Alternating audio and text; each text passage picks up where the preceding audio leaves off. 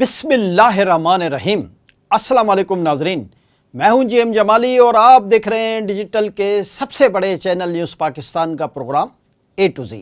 नाजरीन, आज supreme court में एक मुकदमे की समाअत के दौरान वकील अमानुल्लाह किरनारी ने अदालत के जजेस पर संगीन नोयत के इल्ज़ामात लगाए और सख्त तरीन लहजे में अदालत के जजों को मुखातिब किया। दौरान समाअत शिकायत कुंदा के वकील अमानुल्लाह कुरनानी ने बेंच के 2 अरकान पर इल्ज़ामात लगाते हुए कहा है कि बेंच के रुकन जस्टिस मज़ाहिर नकवी ने गुलाम महमूद डोगर केस में इंतखाबात पर अज़ खुद नोटिस लिया। बेंच के रुकन जस्टिस हसन अज़हर रिजवी जूनियर जज के तौर पर तैनात हुए। अमानुल्लाह कुरनानी ने कहा कि जस्टिस हसन अज़हर रिजवी के खिलाफ सिंध हाई कोर्ट में मुकदमा ज़ेर इल्तवा है। वकील ने कहा कि एक हमारे मुकदमे को मेरिट पर नहीं सुना जा रहा। इल्ज़ामात लगाने पर सुप्रीम कोर्ट के जजेस वकील अमानुल्लाह कुरनानी पर शदीद बरहम हो गए।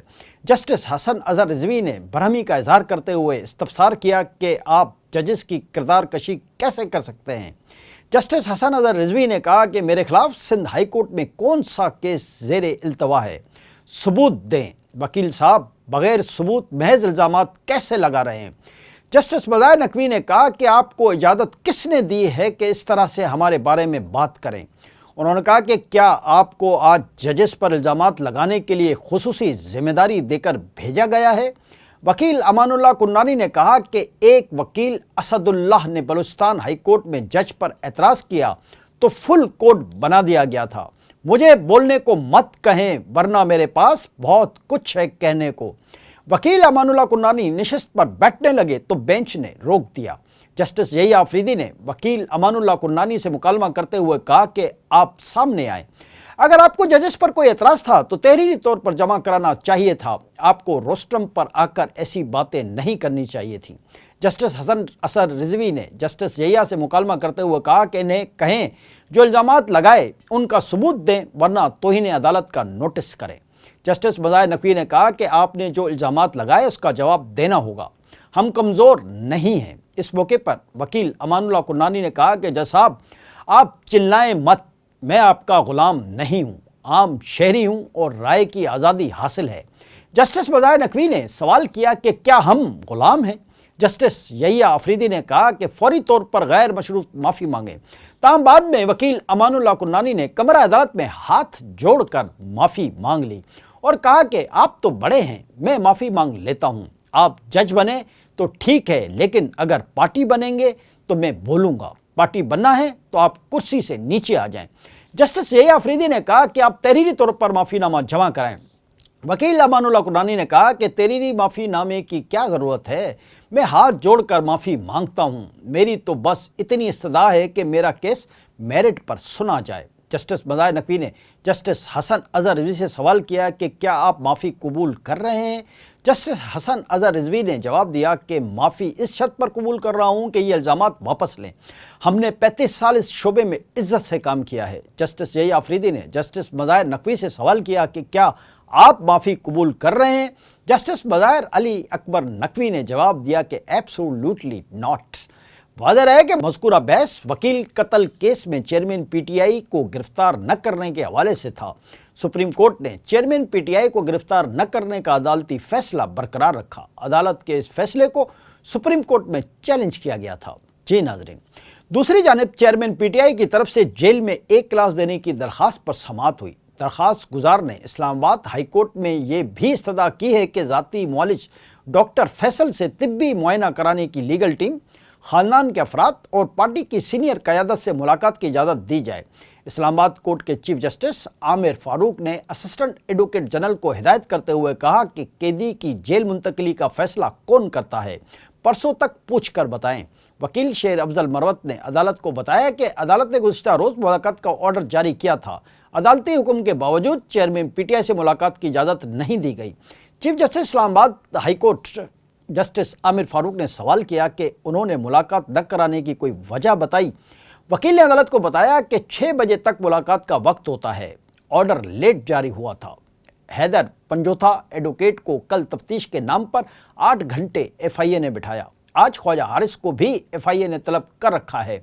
इस तरह से बिठाना गैर कानूनी हिरासत में रखना है। اسلام آباد ہائی کورٹ کے چیف جسٹس نے ریمارکس دیتے ہوئے کہا کہ تفتیش کے نام پر یہ نہیں ہونا چاہیے کہ کسی کو تنگ کیا جائے۔ قانون میں قیدی کو جو حق دیا گیا ہے وہ ضرور ملنا چاہیے۔ ہر کسی کے حقوق ہیں، وکیل سے ملاقات کرانے سے انکار نہیں کیا جا سکتا۔ آپ صرف یہ خیال رکھیں کہ اس کو سیاسی معاملہ اور وہاں پر رش نہ کھڑا کریں۔ چیف جسٹس نے کہا کہ ایک 2 یا 3 وکلا مل کر چلے جائیں۔ وکیل نے کہا کہ اسلام آباد کی اپنی جیل نہیں، اس لیے قیدیوں کو اڈیالہ جیل راولپنڈی رکھا جاتا ہے۔ حکومت کے پاس قیدی کو پنجاب کی کسی بھی جیل میں شفٹ کرنے کا اختیار ہوتا ہے۔ نواز شریف نے کوٹ لکھپت جیل جانے کی درخواست دی تھی جو منظور ہوئی تھی۔ وکیل نے کہا کہ chairman P T I jail rules کے مطابق 1 کلاس کی سہولت حاصل کر سکتے ہیں۔ اٹک کی ڈسٹرکٹ جیل میں 1 کلاس نہیں، اس لیے وہاں قید تنہائی میں رکھا گیا ہے۔ ان کو بیرک کے بجائے سیل میں رکھا گیا ہے۔ رات کو بارش کا پانی بھی اس کمرے میں گیا جہاں چیئرمین پی ٹی آئی کو رکھا گیا۔ وکیل نے کہا کہ ہو سکتا ہے سیکیورٹی کے باعث بیرک میں نہیں رکھا گیا ہو۔ چیئرمین پی ٹی آئی کو اڈیالہ جیل میں رکھنے کا کہا گیا تھا مگر اٹک جیل بھجوا دیا گیا۔ چیف جسٹس نے استفسار کیا کہ اڈیالہ جیل کے بجائے ڈسٹرکٹ جیل اٹک بھجوانے کا آرڈر کس نے کیا؟ ٹرائل کورٹ نے سزا دی مگر بطور قیدی حاصل حقوق سے محروم نہیں کیا جا سکتا۔ چیئرمین پی ٹی آئی کے وکیل نے عدالت کو بتایا کہ صرف جیل میں 1 کلاس کے حق سے محروم کرنے کے لیے اٹک جیل میں رکھا گیا ہے۔ سابق وزیر اعظم کو گھر کا کھانا فراہم کرنے کی اجازت دینے کا بھی آرڈر کیا جائے۔ عدالت نے اسسٹنٹ ایڈوکیٹ جنرل کو ہدایت کی کہ قیدی کی جیل منتقلی کا فیصلہ کون کرتا ہے، پرسوں تک پوچھ کر بتائیں۔ وکیل شیر افضل مروت نے استدعا کی کہ اس کیس کو پرسوں کے بجائے کل سماعت کے لیے رکھا جائے، تاہم عدالت نے کیس کی مزید سماعت 11 اگست تک ملتوی کر دی۔ جی ناظرین، ادھر پیمرا ترمیمی بل کے حوالے سے ایک اہم خبر ہے کہ وفاقی وزیر اطلاعات مریم اورنگزیب کی جانب سے سینٹ میں پیش کیا گیا پیمرا ترمیمی بل 2023 ترامیم کے ساتھ منظور کر لیا گیا۔ مریم اورنگزیب نے سینٹ اجلاس میں بل پیش کرتے ہوئے کہا کہ ترمیمی بل میں 3 شقیں ڈالی گئی ہیں۔ انہوں نے کہا کہ قومی اسمبلی میں بھی ترمیمی بل پر بحث ہوئی، پھر یہ ترمیمی بل سینٹ میں آیا اور بل سینٹ اسٹینڈنگ کمیٹی کو بھی بھیجا گیا۔ مریم اورنگزیب نے کہا کہ بل میں تبدیلی اور بہتری کی گنجائش موجود تھی۔ رائے آئی کہ چیئرمین پیمرا کی سلیکشن پارلیمنٹ کو دی جائے۔ وزیر اعظم نے اس بات کی حمایت کی۔ بل پر مختلف صحافتی تنظیموں نے مشاورت بھی ہوئی۔ انہوں نے کہا کہ پیمرا کا قانون پرویز مشرف کا تھا اور اس میں بہت تبدیلی کی ضرورت تھی۔ مس انفارمیشن اور ڈس انفارمیشن کی صحیح تعریف بتائی گئی جو کہ 12 ممالک اور UN سے آئی۔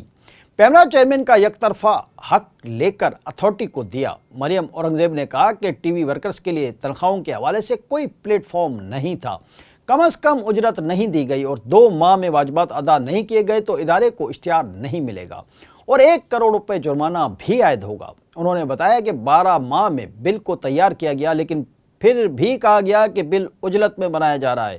3 دن تک اس بل کو میری ذات کا مسئلہ بنا کر رکھا گیا۔ مریم اورنگزیب نے کہا کہ ہم پر الزام لگے کہ ہم کالا قانون لا رہے ہیں جبکہ میری قیادت نے اظہار رائے کی جنگ سڑکوں پر لڑی ہے جب چلتے چلتے چینلز بند کرا دیے جاتے تھے۔ بل پڑھے بغیر جان بوجھ کر بل کو متنازع بنایا گیا۔ انہوں نے کہا کہ بل حکومت ضرور پیش کرے گی لیکن یہ صحافیوں کا بل ہوگا۔ مریم اورنگزیب نے اپنی بات مکمل کرتے ہوئے کہا کہ صحافتی تنظیموں نے اس بات کی تصدیق کی ہے کہ انہوں نے بل کی مشاورت میں حصہ لیا۔ ناظرین، یہاں یہ وضاحت ضروری سمجھتے ہیں کہ ہم بحیثیت صدر PFUJ اس بل کی شدت سے مخالفت کرتے رہیں گے۔ PFUJ کسی شخصیت یا پارٹی کے خلاف نہیں مگر ہماری نظر میں یہ بل صحافت اور صحافیوں کے قتل عام کے مترادف ہے۔ جو صحافی اس بل کی حمایت کرتے نظر آ رہے ہیں وہ دراصل دانستہ یا غیر دانستہ طور پر حکومت اور میڈیا گروپس کے ٹریپ میں ہیں اور وہ حکومت اور مالکان کی زبان بولتے دکھائی دے رہے ہیں۔ PFUJ یہ سمجھتی ہے کہ یہ بہت بڑا المیہ ہے کہ اس اہم ترین ایشو پر بھی صحافی تقسیم کا شکار ہیں اور اس تقسیم کا فائدہ چینلز اور اخباری مالکان اور حکومت وقت بھرپور انداز سے اٹھا رہی ہے۔ آج کے لیے اتنا ہی۔ اگلے پروگرام تک کے لیے اپنے میزبان JM جمالی کو اجازت دیجیے۔ اللہ حافظ۔